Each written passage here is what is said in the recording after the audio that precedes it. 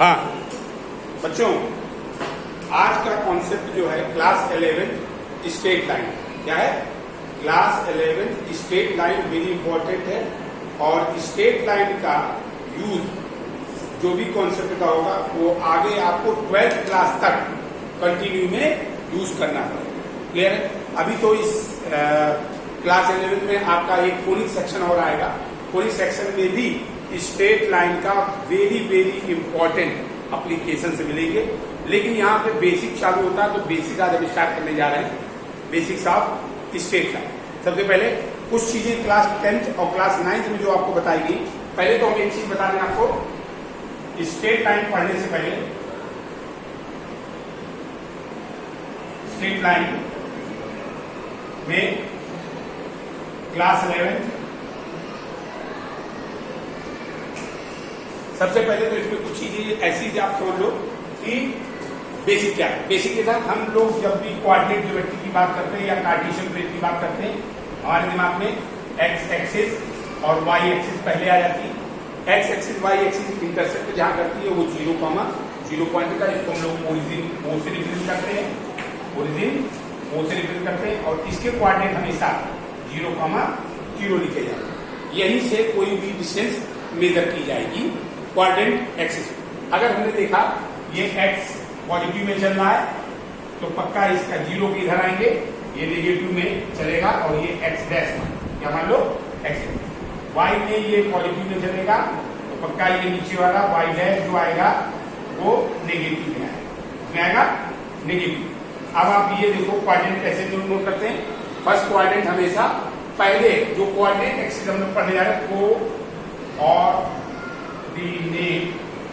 Geometry में सबसे पहले हमको मालूम होना चाहिए, हम पहले एक्स लिखते हैं फिर वाई। पहले एक्स लिखते हैं फिर वाई लिखते हैं, कभी भी वाई पहले नहीं आएगा। आप पहले जैसे ही कोई कोऑर्डिनेट दिया जाओ, आपको पहले एक्स में मेजर करना फिर वाई में मेजर करना। अब फर्स्ट कोऑर्डिनेट में अगर आते हैं, अगर कोई भी 1 2 3 4 1 2 3 4 तो ये पहले क्वाड्रेंट में जैसे 3,4 आपका आ गया, 3,4 और दोनों प्लस के पॉइंट 3,4 दोनों प्लस प्लस है। तो हमें मालूम है पहला क्वाड्रेंट जो है plus X B plus Y plus, यानी कि ये हमारा क्वाड्रेंट प्लस प्लस में चलेगा। ये हमारा क्वाड्रेंट माइनस प्लस में चलेगा।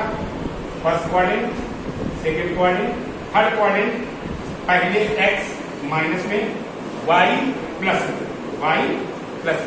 फिर फोर्थ क्वाड्रेंट जो होगा, सॉरी वाई माइनस में और ये जो आ गया आपका थर्ड क्वाड्रेंट आ गया और ये फिर प्लस एक्स और वाई माइनस। ये क्वाड्रेंट के साइन आपके होते हैं जो आपको मालूम होने चाहिए हमेशा कि sign always according to the जो कोऑर्डिनेट सिस्टम है उसके भी आप को लेके चलना है। ठीक है ना? तो यहाँ पर ये जो कोऑर्डिनेट हमने बताया इसके बिहाफ पर तुमको ये नोटिस रखना है कि हमको कभी भी कोऑर्डिनेट अब रिप्रेजेंट कैसे कहते हैं, एक ये भी छोटी सी बात बता दे रहे हैं। जैसे आपको बोला जाए +3 + 4 कहाँ पे आएगा? फर्स्ट कोऑर्डिनेट पे आएगा। कैसे रिप्रेजेंट करते हैं जरा देखना।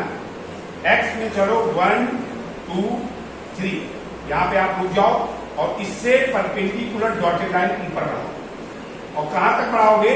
जहां पे वाई में 4 आए, 4 से परपेंडिकुलर फिर एक लाइन डॉटेड बढ़ाओ, जहां इंटरसेक्ट करेगा ये पॉइंट होता है 3, ऐसे ही किसी भी कोऑर्डिनेट में हम ये सब चीजें बता सकते। क्लियर है? पहले तो ये आपको मालूम होना चाहिए। अब इसके बाद बात करते हैं। आपने पढ़ा था कि अगर दो point if we want to find out distance between two points, तो यहां पे हम रिवाइज कर देना पहले थोड़ी सी चीजें जिससे कि आप 11th की एक्सरसाइज लगा पाओ। दो पॉइंट के बीच की डिस्टेंस निकालनी। सपोज करो ये एक्स एक्सिस है, ये वाई एक्सिस है। दो पॉइंट आपने ले लिए, एक पॉइंट यहाँ एक पॉइंट यहाँ, ए और बी। एक पॉइंट मान लो सपोज करो आपके पास है माइनस का x1 और ये प्लस का y, और दूसरा पॉइंट है x2 y। ये माइनस अभी नहीं रिप्रेजेंट कर रहा है, डायरेक्ट x1 की वैल्यू पुट करेंगे। तो अब यहाँ पर अगर इस चीज का डिस्टेंस निकालना है, ये लिख दो और आप यहाँ डिस्टेंस का फार्मूला लगा दो, AB बराबर अंडर x2 माइनस x1 का whole square plus y2 minus y1 का, ये डिस्टेंस बिटवीन 2 पॉइंट का कॉन्सेप्ट हो गया। दूसरी बात, अगर आपसे पूछा जाए कि अगर कोई भी लाइन बीच में, सपोज करो यहां पर इस लाइन को, ए बी लाइन को कोई पी पॉइंट इंटरसेक्ट कर रहा, बीच में इंटरसेक्ट कर, इंटरनली इंटरसेक्ट, अगर if a point P internally intercepted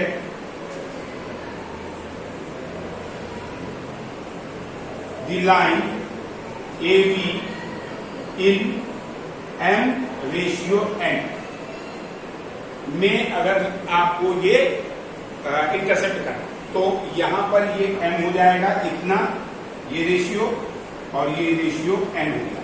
तो आप वही 10th वाला कॉन्सेप्ट लगाओ, इंटरनली इंटरसेप्ट के लिए फॉर्मूला जो बन के आता है, वो फॉर्मूला बन के आता है x बराबर m x2 plus n x1 upon m plus n, और y के कोऑर्डिनेट यानी कि अगर ये p के कोऑर्डिनेट आपने x, y माने, तो x की वैल्यू इन दोनों पॉइंटों के टर्म में ऐसे लिखना, m x2 plus n x1 upon m plus n।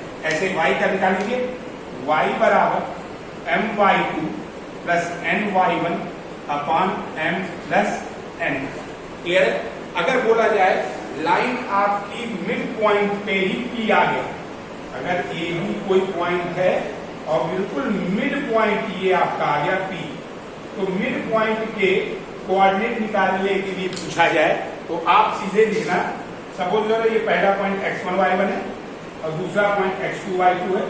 Mid point के लिए कभी भी कोई लाइन करते हो, अगर ये पूरी 10 सेंटीमीटर की होती, 10 सेंटीमीटर, तो मिड पॉइंट में पक्का ये 5 हो जाती और ये 5 है। इन दोनों का रेशियो निकालो, m अपान n 5/5, 5/5 यानी रेशियो क्या है, 1:1, यानी रेशियो तुम्हारा जो मिड पॉइंट होगा उसका हमेशा 1:1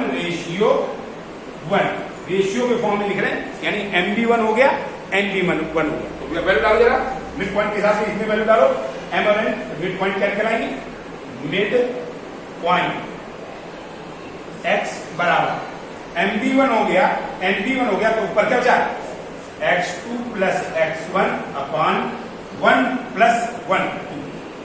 आया समझ कैसे भी पॉइंट निकल जाते हैं। दूसरा y is equal to y2 plus y1 upon 1 plus 1, यही मिड पॉइंट आपने पढ़े, ये मिड पॉइंट है, इसी रेशियो से निकल के आएगा। क्लियर है? थर्ड बात क्या है, थर्ड चीज ये है कि अगर सपोज कोई ट्रायंगल दिया, कोई ट्रायंगल के सेंट्रॉइड के पॉइंट पूछे जाए, किसके पूछे जाए, सेंट्रॉइड, तो सेंट्रॉइड के पॉइंट निकालने का क्या तरीका होता है कि अगर सपोज है आपने कोई ट्रायंगल ले लिया, ट्रायंगल है आपका ए बी सी, क्या है, ए बी सी, और इसके ए के पॉइंट है x1, y1, x2, y2 और x3, y3। तो सेंट्रोइड जो होगा उसके पॉइंट जब निकालोगे जी को सेंट्रोइड बोलते हैं। क्या बोलते हैं? सेंट्रोइड। तो आपको कुछ नहीं करना, सीधे सीधे लिखना है, जी के पॉइंट अगर एक्स वाई होते तो एक्स वाई की वैल्यू आती एक्स बराबर, पहले ऑर्डिनेट ले लो, ऑर्डिनेट मतलब जो है सॉरी एब्सिसा जो है आगे वाले होते हैं और ऑर्डिनेट पीछे वाले, ठीक है ना। तो हम क्या करेंगे, पहले x1 plus x2 plus x3 अपान 3 कर लेंगे, यानी ये सीधा सीधा आ जाएगा x1 plus x2 plus x3 अपान 3, y बराबर y1 plus y2 plus y3 अपान। यहां तक क्लियर है बच्चों? अब ये कैसे आएगा, ये कैसे आएगा इसको जरा ध्यान समझना। इसको देखने के लिए अगर आप ये देखो जी क्या होता है, तो जी सेंट्रोइड होता है। क्या होता है? सेंट्रोइड।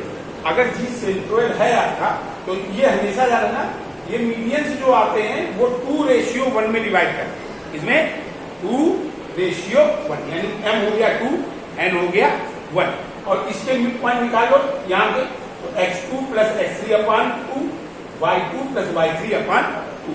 जब आपने ऐसा निकाल दिया उसके बाद रेशियो फार्मूला लगाएंगे जो अभी हमने इंटरसेप्ट बताया, सेम तरीके से वो आंसर निकल के आपका है। अब आप यहाँ पे थर्ड पॉइंट पे आते हैं। थर्ड पॉइंट ये हमारा कि अगर सपोज है, ये आप नोट कर सकते हो है,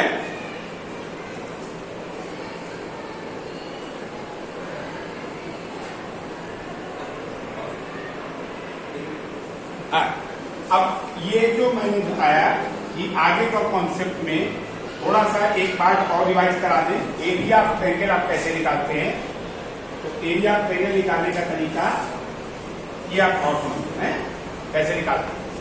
एरिया ऑफ ट्रायंगल, अगर कोई भी triangle, area of triangle when 3 vertex are given, अगर ये गिवन है ट्रायंगल x1 y1 है एक पार्ट, b है x2 y2 और c है x3 कॉमा y। तो आपको एरिया सीधा लिखना है, एरिया ऑफ ट्रायंगल बराबर 1/2 मॉड ऑफ x1, याद करने का तरीका ऐसे लिखो, x1 plus x2 plus x3, और x1 पे स्टार्ट हुआ तो y2 माइनस y3, फिर x2 पे स्टार्ट हुआ तो y3 माइनस y1, और x3 पे स्टार्ट हुआ तो उसी के बाद बनाएगा y1 माइनस y। ये आपका एरिया ऑफ ट्रायंगल। क्लियर है? अब दूसरी बात, ये तो सिंपल है, सीधे वैल्यू डाल देना आप यहाँ पे। एरिया कभी भी नेगेटिव नहीं आता, इसलिए मॉड लगाया हुआ है। आंसर माइनस में दिया है तो उसको भी आपको प्लस में कन्वर्ट करना, और लास्ट में एक चीज नहीं भूलनी, स्क्वायर यूनिट जरूर लगाना पड़ेगा। स्क्वायर यूनिट, स्क्वायर यूनिट इसलिए लिखा जाता है क्योंकि एरिया कभी भी स्क्वायर में ही आता है, एक यूनिट लेंथ में नहीं आता। ठीक है ना? अब वो आपको स्क्वायर यूनिट आगे वैल्यू के आगे डालना। दूसरी बात, अगर सपोज करो अब यहां से शुरू होता है slope, slope of A line, यहां से आपको ज्यादा ध्यान देना बेटा, क्योंकि यहां से डेरिवेशन भी समझाएंगे। Slope of a line, slope of A line का मतलब क्या है? स्लोप का मतलब होता है m, और m का मतलब होता है ग्रेडियंट, ग्रेडियंट, और ग्रेडियंट का मतलब होता है tan थीटा, और इसी का मतलब होता है इंक्लिनेशन। ये सब बातें एक ही है, यानी कि अगर स्लोप आपको निकालना है तो m दिया हो सकता है, या एंगल दिया हो तो tan थीटा निकाल लेना है, और उसी का मतलब ग्रेडियंट भी होता है। आप सिंपल सा एक कॉन्सेप्ट समझो कि अगर कोई भी एक लाइन ऐसे करके पास हो और इसका पॉइंट सपोज ये, कभी भी कोई भी लाइन, जैसे लाइन L1 लाइन थी और ये x एक्सिस से पॉजिटिव डायरेक्शन में जो भी एंगल बना रहा है वही एंगल ग्रेडियंट लिया जाता है। जैसे अगर सपोज है ये लाइन ऐसे है x एक्सिस के साथ, तो ये एंगल जो कवर होगा यही एंगल आपको मानना है पॉजिटिव डायरेक्शन में। यानी अगर ये आपके सामने कोई लाइन ऐसे हो जाए, यानी यही लाइन ऐसे पहुंच जाए, तो आपको ये एंगल नहीं लेना, ये एंगल आपको नहीं लेना, आपको पॉजिटिव डायरेक्शन में यही एंगल मेजर करना पड़ेगा। यानी कि अगर हम देखें कोई लाइन ऐसे है और लाइन ऐसे है, तो आपको ये एंगल अगर मालूम है 30 डिग्री, तो ये एंगल आपको नहीं लेना, आपको लेना पॉजिटिव डायरेक्शन में इधर वाला, यानी 180 में 30 घटा दो तो ये आ जाएगा 150 डिग्री। यही आपका tan थीटा माना जाएगा, और यही स्लोप ऑफ दी लाइन है। क्लियर है मेरी बात? यहां तक समझ में आया? अब इसके बाद इसका हम डेरिवेशन स्लोप फॉर्म समझाएंगे, और 2 पॉइंट से पास होने पर कोई भी लाइन का स्लोप क्या होता है, इसका डेरिवेशन अगले पार्ट में आपको दिखाएंगे। अगला पार्ट आप देखिए, ठीक है?